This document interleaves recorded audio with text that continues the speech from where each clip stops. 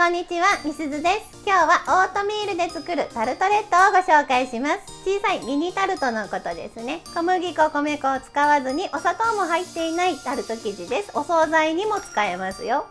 材料はこちら。この生地自体は以前ご紹介したお砂糖なしオートミールパンケーキとほぼ同じ、ちょっとヨーグルトの量を増やしています。概要欄にパンケーキのリンクも貼っておきますね。あと今回タルトレット生地を焼くのはこのホットサンドメーカー。ここに食パン乗せて具を乗せて焼くやつですね。過去動画にこのブルーノのホットサンドメーカー使ったホットサンドの動画もあるので、こちらも一応概要欄にリンク貼っておきます。でこのホットサンドメーカーはプレートを外して洗うこともできるし、別売りの他のプレートを使って別の形に焼くこともできるんです。で今回使うのがこのタルトレット用のミニタルト用のプレートですね。こちらを使っていきます。で基本的にはこのホットサンドメーカーはどんな生地でも、小麦粉の生地でも米粉の生地でもパンケーキのような生地を焼くことができるので、ご自宅のいつものホットケーキとかパンケーキとかの生地をそのままちょっとずつ流してもらうと使うことができますよ。今回はオートミールのパンケーキ生地でこのタルトレットを焼いていきます。またこのプレートなんですけれども、他の種類もあって、例えば過去に動画でご紹介したこれたい焼きのプレートですね。これもすごく可愛いのでおすすめですよ。このプレートでもオートミール生地焼くことができます。以前ご紹介した玄米粉で作るツナチーズたい焼きのリンクを概要欄に貼っておきますね。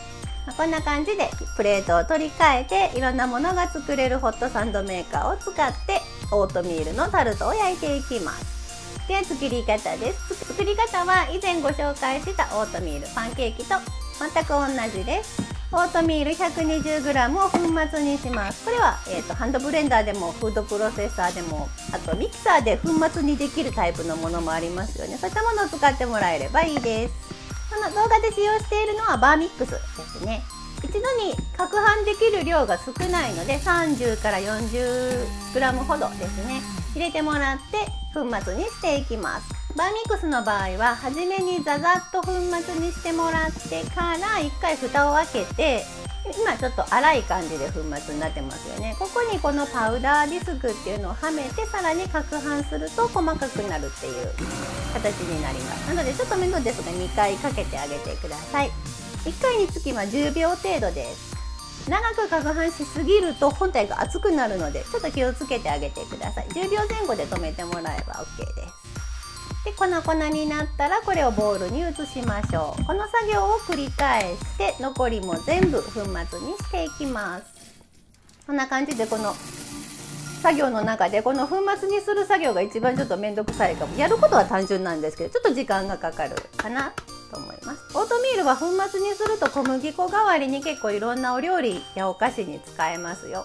ここにベーキングパウダーとお塩を加えて泡立て器で塊やダマをほぐすような感じでよく混ぜてあげてください。別のボウルに卵を溶きます。1個分です。器に戻したものでも冷たい冷蔵庫出したてのものでもどちらでもいいです。ここにヨーグルトを加えます。プレーンヨーグルトを 200g ですね。加えたらよく混ぜ合わせておきます。使うヨーグルトによってすごくもったりボチッと固まってるのもあればちょっと液状のものもあると思うのでちょっと量を調節してあげてください。粉のボウルに卵液を加えて混ぜます。結構ねオートミールの混ぜ残しがあるのでちょっと確認しながら全体均一に混ぜてあげてください。時間があればここでラップをかけてちょっと休ませてあげましょう。冷蔵庫に入れておいてください。時間なければすぐ次の工程行ってもらって大丈夫です。しばらく置くとオートミールが水分をちょっと吸います。さて無塩バターですね。こちらは焼く直前に加えます。休ませる前の生地にバター入れちゃうとバターが冷蔵庫で固まっちゃうので溶かしバターを加えるのは生地を焼く直前です。小鍋などにお湯を沸かしてそこにバターの入った器を乗せて溶かします。電子レンジなどでも OK ですよ。バターが溶けたら冷やした生地の中に加えます。一気に加えてゴムベラで均一に混ぜましょう。オートミールが結構水分をギュッと吸うのでこの時点でちょっと硬そうだったらスプーンですくって生地が垂れ流せなさそうなぐらいもったりしていたら、ヨーグルトを適宜ちょっと加えてもらって混ぜて様子を見て柔らかめにしてあげてください。さてホットサンドメーカーを予熱しましょう。だいたい3分ぐらいかけてもらえば OK です。温まったところで生地を焼いていきます。生地はこの使用しているカレースプーンの3分の1程度、大さじで4分の3程度、適当ですけど、これくらい、この全体にうっすらと広がる程度の量を入れてあげてください。思ってるよりちょっとで大丈夫です。ただ少なすぎると側面まで生地がいかない可能性もあるので、多すぎず少なすぎず入れてあげてください。生地の硬さはこんな感じですね。ちょっとだけもったりしている状態。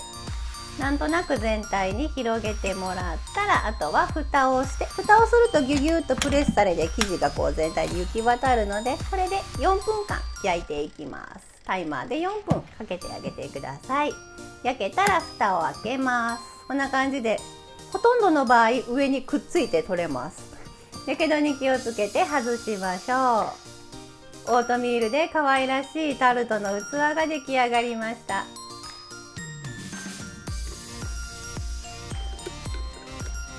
残りも同様に焼いていきます。で、生地を入れる時なんですけど、やっぱりどうしても多すぎちゃったりすることもあるんですね。で、多く入れすぎてしまうとこんな感じではみ出して2個3個くっついちゃいます。くっついちゃっても手でポキッと割れるので、気にせずに焼いていってあげてください。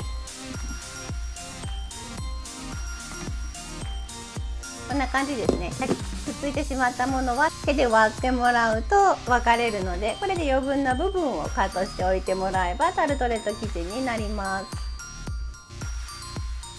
こんな感じで残りも同様に焼いていきましょう。あと焼き色はお好みで、これぐらいの白さが良かったら4分ぐらいですし、もうちょっと焼いてもらうと茶色っぽい仕上がりになります。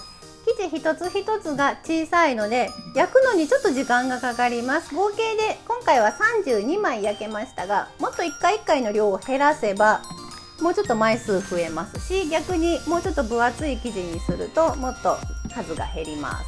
タルトレット生地の使い方ですが、例えば生クリームやクリームチーズ、あとカスタードクリームとかジャムとかフルーツとかのせてスイーツにしてもいいですし、お惣菜用、例えばポテトサラダとエビとかアボカドディップとスモークサーモンとか入れてもらってお惣菜用にしてもらっても可愛らしくなりますよ。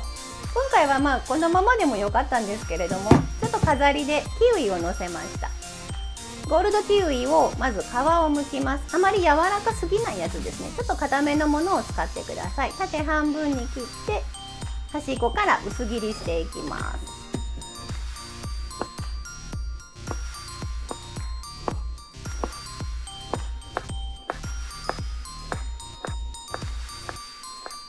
こちらを少しずつ重なるように斜めにずらしてもらって、右端からくるくる巻いていきます。アボカドローズと同じですね。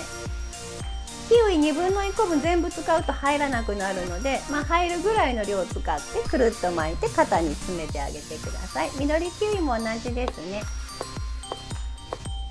縦半分に切ってもらって、それを端っこから薄切りして少しずらして斜めに移動させて、右端からくるくると巻いていって型に入るぐらいのサイズのお花にしてあげてください。ちょっと大きいかな。でもなんとか詰めちゃいました。移動する時だけちょっと崩さないように気をつけてあげてくださいね。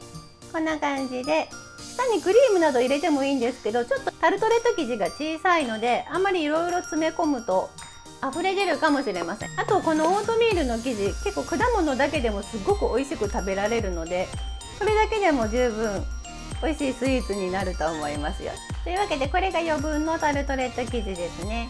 卵1個分の生地で結構たくさん焼くことができます。今回6個にキウイをのせました。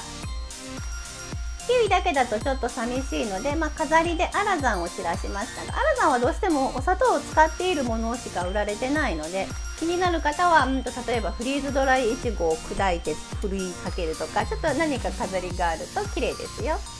これで出来上がりです。お粉はオートミールだけで作る小麦粉米粉不使用のタルトレットです。このホットサンドメーカー結構他にもドーナツ型とかプチガトー、ちっちゃい焼き菓子を焼くような型とかも売られていて、結構このプレートを変えていろんなものを作れて楽しいですよ。最後まで見てくださりありがとうございました。詳しいレシピブログにも書きますので、そちらも見てくださると嬉しいです。またオートミールだけじゃなくっていつものご家庭のホットケーキでもパンケーキでも生地を焼くことができるので、ぜひお試しください。ではまた。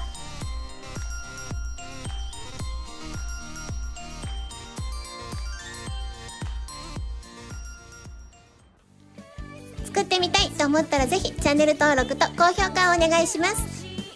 このチャンネルはお砂糖みりんなしレシピを載せています。詳しいレシピはすべてブログに書いてあります。また見に来てくださると嬉しいです。Twitter、Instagram、TikTok なんかもやってます。こちらもぜひ覗いてみてね。それではまた。